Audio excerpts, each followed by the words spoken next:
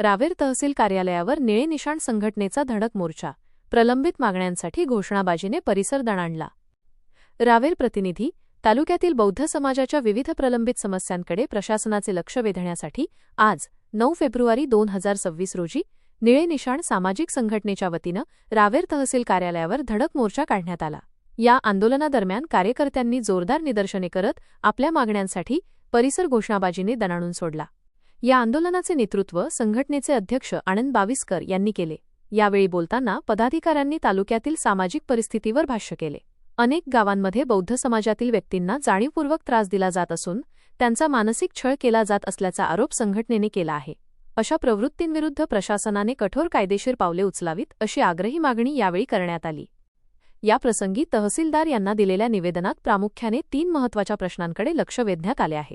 यामध्ये कर्जोद गावातील गट क्रमांक 152 या बौद्ध समाजाच्या दफनभूमीसाठी आरक्षित असलेल्या भूखंडावरील अतिक्रमण तातडीने हटवण्याची मागणी करण्यात आली आहे।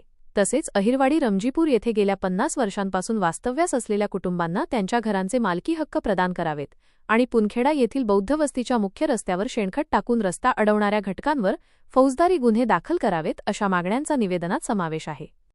या आंदोलनात संघटनेचे तालुका अध्यक्ष विठ्ठल गाढे, ज्येष्ठ कार्यकर्ते सदाशिव निकम, नारायण सवर्णे, संजय तायडे यांच्यासह अलकाताई जाधव, ज्योत्सना संन्यास, कविता वाघ, विशाल तायडे, उदय वाघ, गोकुळ रायमळे, दिनेश ससाणे, आकाश निकम, सागर वानखेडे, दीपक लहासे, प्रदीप तायडे, दीपक तायडे व अन्य असंख्य कार्यकर्ते मोठ्या संख्येने सहभागी झाले होते।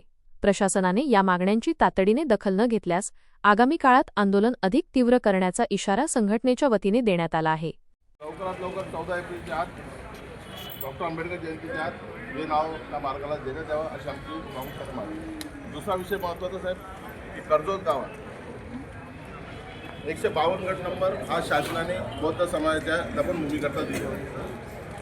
आता तो शासनाचा जो भूखंड आहे तो दिलेला असताना काही लोकांनी जाणीवपूर्वक त्या जागेवर अतिक्रमण म्हणजे पाईप टाकून तिथे पुऱ्या तयार करून